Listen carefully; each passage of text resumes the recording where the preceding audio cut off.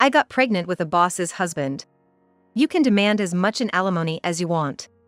Ava's words made Rodriguez and me exchange glances. What did Ava just say?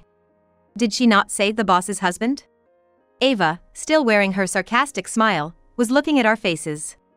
I had thought something was off for a while, but had she finally lost her mind? Or was she hiding something else, something outrageous from me? Wait, the boss is your sister, right?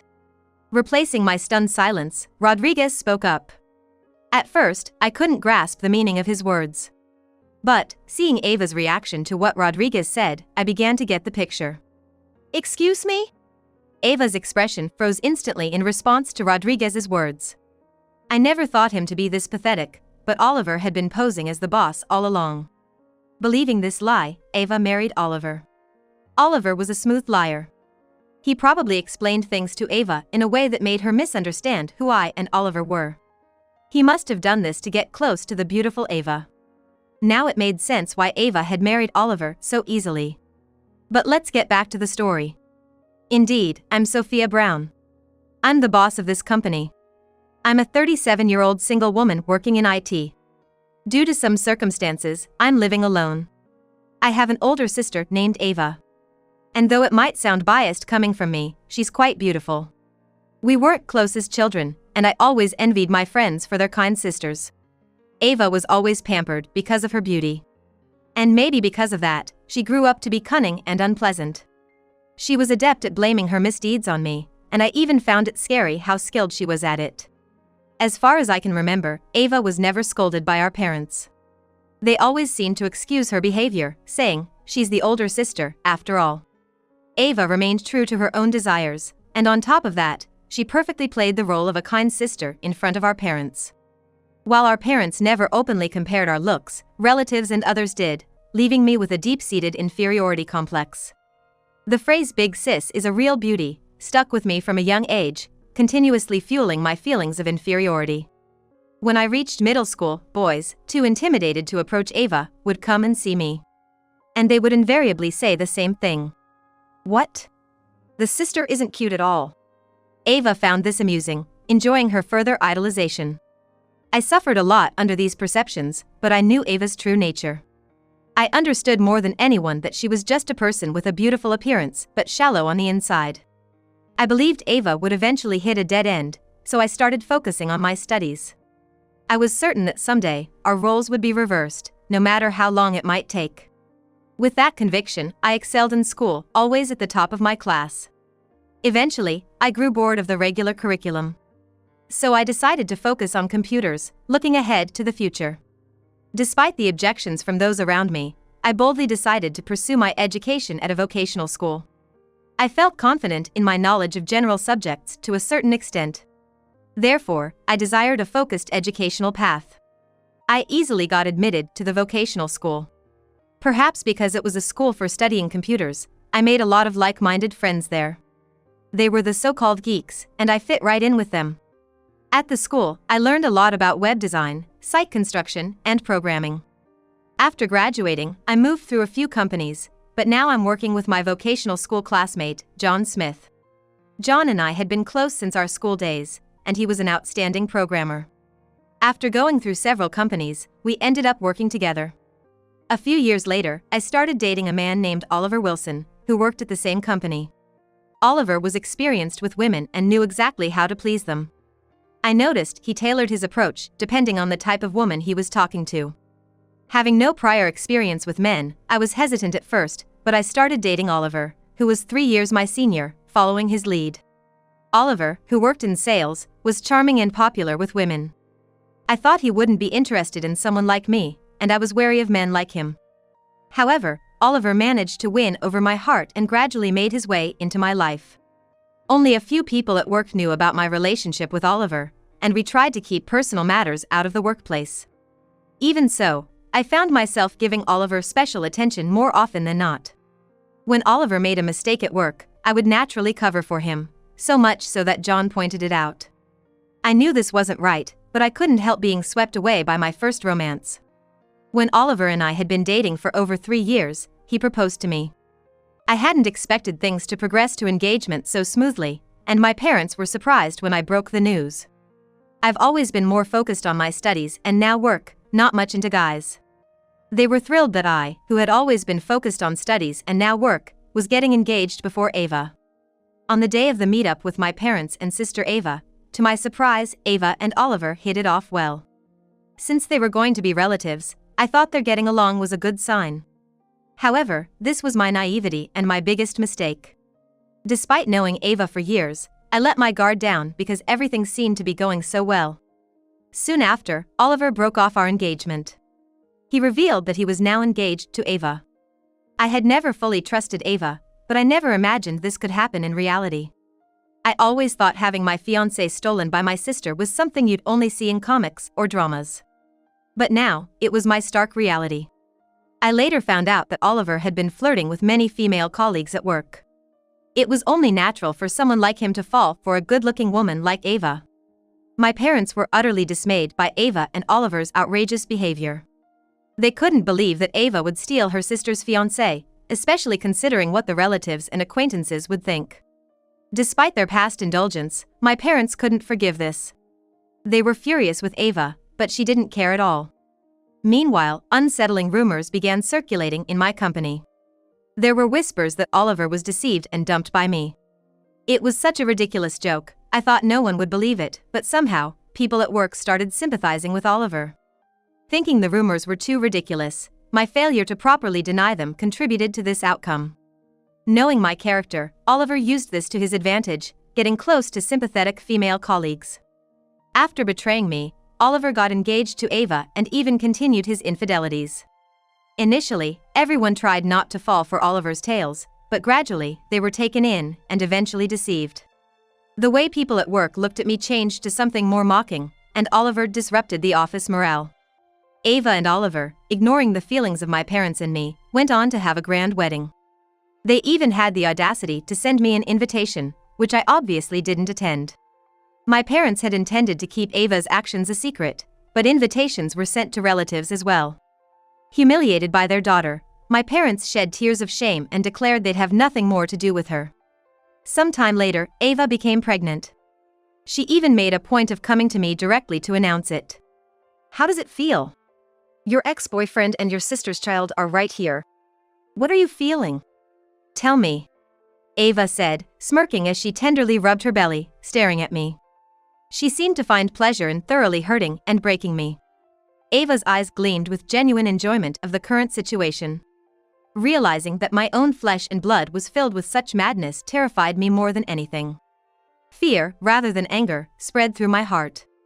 I was speechless, standing there in front of Ava, unable to say or do anything. Either bored or satisfied, Ava eventually left without another word. I knew Ava and Oliver would continue to torment me. Since breaking up with Oliver, I had become increasingly isolated, unable to confide in anyone and sinking further into darkness. I was adamant about not letting personal issues affect my work, but gradually, my body stopped cooperating. No, my body was fine, but my mind refused to function. "I don't want to think about anything anymore." I felt an inner scream and found myself unable to go to work for a while. A few days later, I finally checked the backlog of calls on my smartphone. Most were from my parents and John. I had sent emails to report my absence, but only sent one-way messages, never fully explaining to John. Thinking about the disruption my absence might be causing at work. That made me feel even worse. Along with the missed calls, there were several messages from John. "What happened?" "I'll listen," he said. The messages sent by John contained nothing about work at all. They were all out of concern for me. I thought I had no one to turn to, no one on my side. But here was someone who cared about me. This realization made tears flow naturally. I couldn't continue like this. Shaking off the fog in my mind, I decided to contact John. Staying like this would only play into Ava and Oliver's hands. Glancing around the room, I saw it littered with instant noodle cups and pastry wrappers. "This is terrible. I need to clean up first," I muttered to myself, starting to tidy the room. "What happened?" John asked with concern the moment he saw me. After cleaning up, I called John. "I need to meet and talk," I asked for help. It was already past 10 p.m., but John graciously accepted my request to meet. At John's first words, I instinctively smoothed my hair. Had I looked that disheveled in my rush? Even in such a moment, I found myself worrying unnecessarily. John suggested, "Let's go inside," and led me into the cafe where we had agreed to meet. The place was almost empty, perfect for a calm conversation. We ordered coffee and began talking right away. I poured out everything about the past few days, how Oliver's spread rumors had made me feel out of place at work. Once I started, words just kept flowing. John listened intently, without interrupting me. After I finished sipping my coffee, John said, "Firstly, about the office situation, you don't have to worry. All of Oliver's lies have been exposed. His repeated infidelities at work too, without a single exception," he said, smiling confidently. I couldn't believe Oliver would admit to lying, and wondered what had happened. "Also, rest assured, I haven't spoken about your private matters," John added, seeing my puzzled expression. "No, what happened?" He nodded understandingly, seeing my confusion. "Why do you think the women employees Oliver dumped didn't say anything?" he asked me in a serious tone. As I looked puzzled, John continued. "He threatened them, saying they knew he was married and would be sued if they talked. Basically, he had warned that if they spoke about their relationship, his wife would take legal action. It was no surprise that young women would be scared by such threats. Oliver had been exploiting them to carry on his affairs. It's unforgivable." I clenched my fist on the table, anger building inside. But Oliver overplayed his hand. The women employees Oliver had deceived didn't speak up on their own. But they were quick to notice others who had also been involved with him. Was it a woman's intuition? They sensed something in the air between themselves and Oliver. United, these women were strong. A few of them eventually came to John and exposed Oliver's deeds. "We've been deceived and threatened by this Oliver," they declared in front of everyone at a company-wide meeting one morning. Their statement sent a ripple of shock through all the employees. "I'm being framed. They're just upset because I broke up with them. Please believe me, I've done nothing wrong." Oliver tried to maintain his lies even when confronted, unashamed. But who would believe Oliver, seeing the tearful appeals of these women? Mocking jeers began to rise from the crowd as Oliver made his pathetic excuses. "He hid the fact that he was married and got involved with me. The worst kind of cheater." The victims grew more heated as Oliver refused to admit his wrongs. John didn't try to stop them, instead watching as Oliver was harshly criticized. "Hiring someone like you was the biggest stain on my life. You can't even do your job properly, and on top of that, you've been causing all this trouble in the office. I've reported your misdeeds to the police, so you better be prepared." Normally mild-mannered John exploded in quiet anger. It's no wonder not just Oliver, but all the employees were shaken by John's wrath. "And you're fired. You bragged about being good at sales, but compared to other employees, you were consistently at the bottom. I'm telling you this for your future reference," John added, before announcing the end of the morning meeting. The employees dispersed like a scattering of spiders, leaving Oliver alone. Oliver's pride was shredded in front of the entire staff. "So, I fired Oliver in front of everyone yesterday. I might have acted without consulting you," John said, waiting for my reaction, though he seemed to already know what I'd say. Oliver had been exposed for having relationships with several female employees and blackmailing them. The victims must have been embarrassed to come forward, but they planned this to humiliate Oliver. "It was quite a scene," John continued with a wry smile. "But the girls he hurt aren't stopping there. They've sued him for a substantial amount in damages and reported his threats to the police." While I was down, Oliver had been thoroughly defeated. "About this, I was wondering if you'd consider letting the lawyer handling this case take care of your situation with your sister and Oliver?" I nodded vigorously at John's suggestion, deciding to join the other female employees in suing Oliver and Ava. A few days after my conversation with John, I met Ava, accompanied by the lawyer Rodriguez that John had introduced me to. We decided to sue Ava and Oliver separately, based on John's idea. First, it was about my personal damages, how Ava had stolen my fiancé. Ava, looking blissful as ever, seemed even more pleased to see me. Unaware of her position as the sued party, she faced me with overconfidence. In our first meeting, Rodriguez looked at Ava quizzically and began. "Excuse me, but do you understand why you're being sued?" he asked directly, without beating around the bush. Indeed, I too found Ava's confidence eerie. Ava's smugness in looking down on me was clear, but considering what lies ahead, she shouldn't be able to keep smiling. In response to Rodriguez's words, Ava began talking in a ridiculously sarcastic manner. I ended up getting pregnant with the boss's husband. Demand as much in damages as you want. Rodriguez and I exchanged glances at Ava's unexpected words. What did Ava just say? She said the boss's husband? Ava continued to smirk at us, filled with sarcasm. I had thought something was off, but had she completely lost her mind? Or was she hiding something even more outrageous from me? Wait, aren't you the boss's sister? Rodriguez spoke up for me, stunned. At first, I couldn't grasp what he meant. But seeing Ava's reaction to Rodriguez's words, I began to understand. Excuse me? At Rodriguez's words, Ava's expression instantly froze. Yes, Oliver had been posing as the boss. I knew he was the worst, but I hadn't imagined he was this despicable. Fooled by Oliver's lies, Ava had married him. It's just like Oliver, who's good at lying. He must have explained things in a way that made her misunderstand who the real boss of the company was. He would have done anything to get close to the beautiful Ava. Now, the reason for their easy marriage was clear. But let's get back to the story. I am unmistakably the president of this company. This company was co-founded by John and me, where Oliver was just a trainee with little knowledge. John, as the vice president, supports me in my role. Later, I learned that Oliver was engaged to me because he coveted my position as the president. Not just the position, but he was after the wealth of a company with an annual turnover of $60 billion. Ava's arrival was an unexpected twist for Oliver, but he was quickly captivated by her beauty. She misunderstood that Oliver was the president when she heard the word while Oliver and I were together. Taking advantage of this, Oliver deceived Ava, and they even ended up having a child.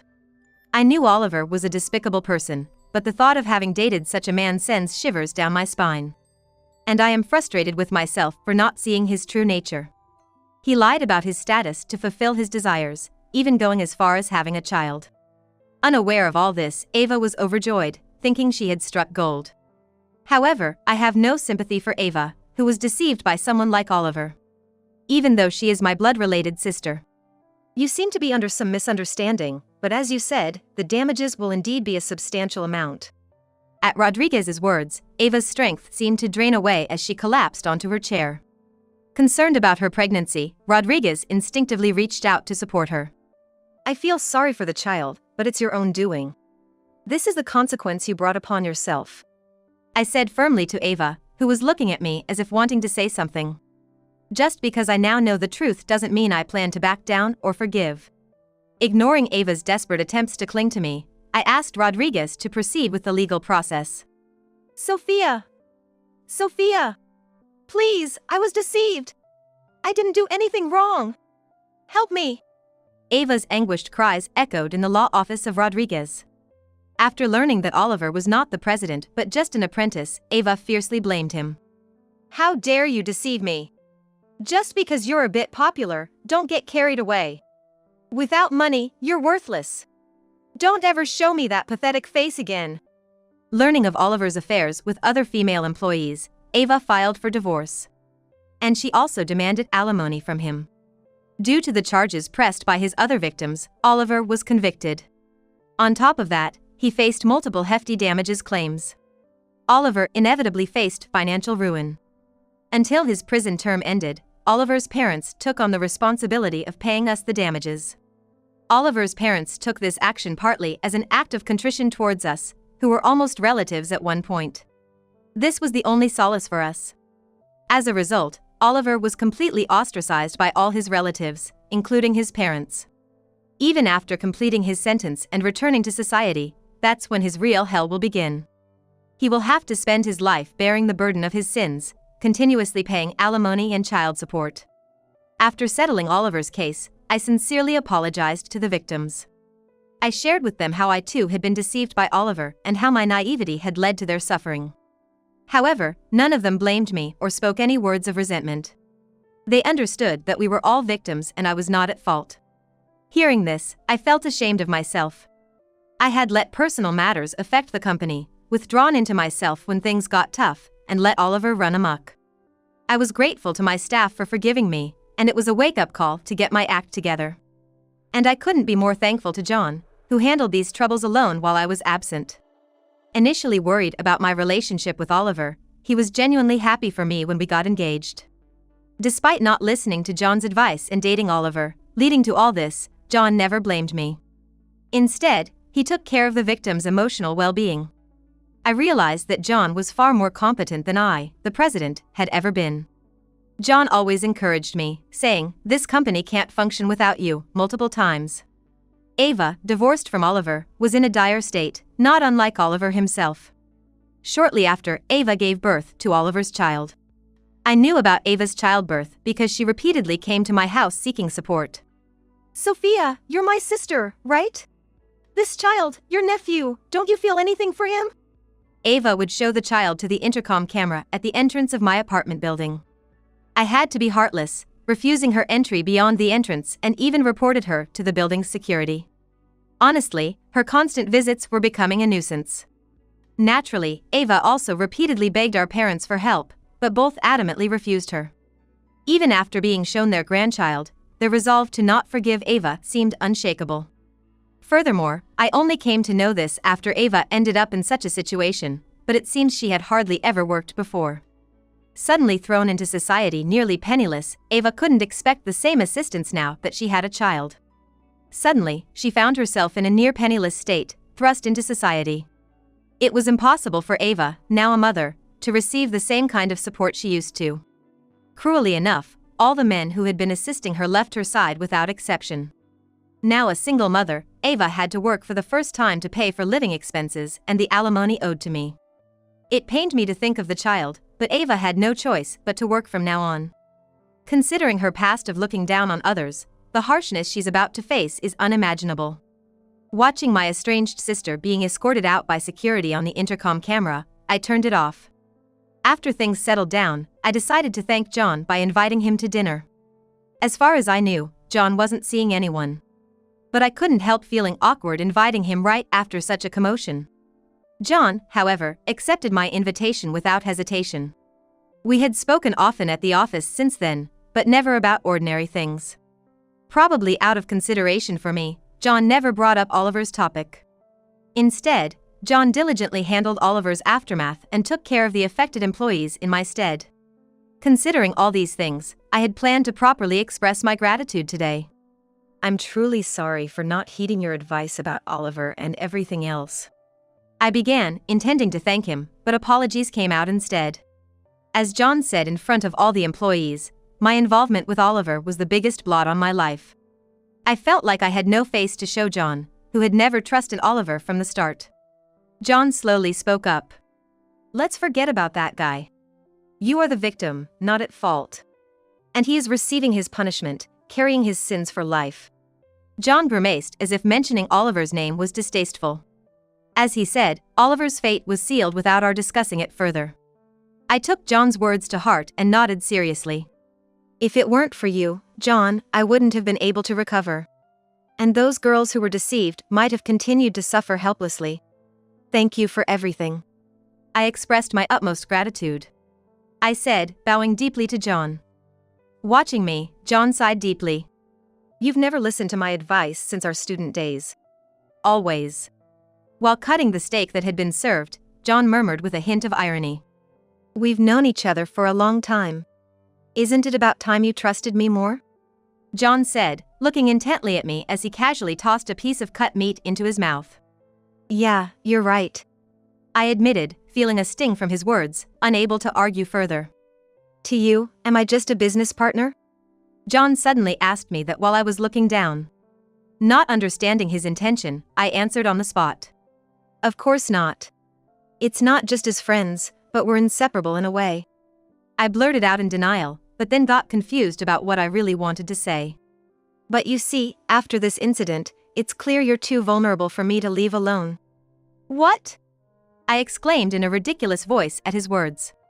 "Sophia, I want to be with you," John said seriously, cutting through our previous conversation.